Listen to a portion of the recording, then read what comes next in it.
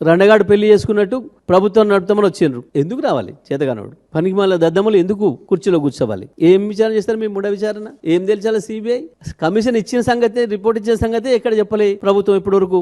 కనీసం మీకన్నా ఎవరికన్నా తెలుసా అని? పలానా తేదీ నాడు పలానా లోకురు బాధ్యతలు తీసుకుంటూ విచారణ చేసిండు, రిపోర్ట్ ఇచ్చిండు అన్నది మాకైతే తెలియలేదు. మేము పార్టీసం దాంట్లో. నాకు కూడా ఆయన నరసింహారెడ్డి గారు నోటీస్ ఇచ్చిండు. ఆ తర్వాత లోకూర్ గారు అయితే కేసీఆర్ గారికి కానీ నాకు కానీ మా ఇతర అధికారులకు కానీ ఎవరికి నోటీసులు ఇవ్వలే, మమ్మల్ని మాట్లాడలేదు కనీసం. మరి వారు రిపోర్ట్ ఇచ్చిన సంగతి కూడా మాకు తెలియదు. మరి ఎందుకు కాళేశ్వరం మీద పెట్టిన వాళ్ళు అసెంబ్లీలో చర్చ దీనిపైన ఎందుకు పెట్టలేకపోయినరు? అంటే మీరు కమిషన్ వేయటమే ఓ పనికిమాలిన చర్య అని చెప్పిపోయినట్టున్నారు వాళ్ళు. వాస్తవానికి ఏమీ లేదు దాంట్లో. కానీ సమస్యల్ని ఇవాళ ప్రత్యేకించి ఈ సమయంలో ఏదైతే ప్రజలు తీవ్ర వ్యతిరేకత ఉందో, ఒకవైపు రైతు బంధు ఎగ్గొట్టి రైతు బంధు వేస్తా అని చెప్పి మోసం చేసి ప్రతి ఎన్నికలకు ఒకసారి ఒక మాట చెప్పి ఈ దేవుళ్ళ పైన పెట్టి ఆ దేవుళ్ళ పైన పెట్టి చివరికి మొన్న ఎన్నికల్లో కూడా మున్సిపల్ ఎన్నికల్లో కూడా చెప్పి మోసం చేసి ఓట్లు వేయించుకొని ఏదైతే రైతు బంధు విషయంలో మోసం చేసినారో, రైతుల ధాన్యం కొనుగోలు విషయంలో మోసం చేస్తున్నారో, ఒక వడ్లే కాదు మొక్కలు కావచ్చు మిగతా ఇతర అన్ని రకాల పంటలు కూడా బోనస్ ఇస్తామని చెప్పింది కాబట్టి బోనస్ ను బోగస్ చేసి దాన్ని కూడా ఎగ్గొట్టడం కొరకు వడ్ల కొనుగోలు బంద్ చేసిండ్రు. మొదలేమో మాటిచ్చినాడు దొడ్డోడ్లకే ఇస్తామని చెప్పి మాట ఇచ్చారు, రాసి ఇచ్చారు వాళ్ళ మేనిఫెస్టోలో.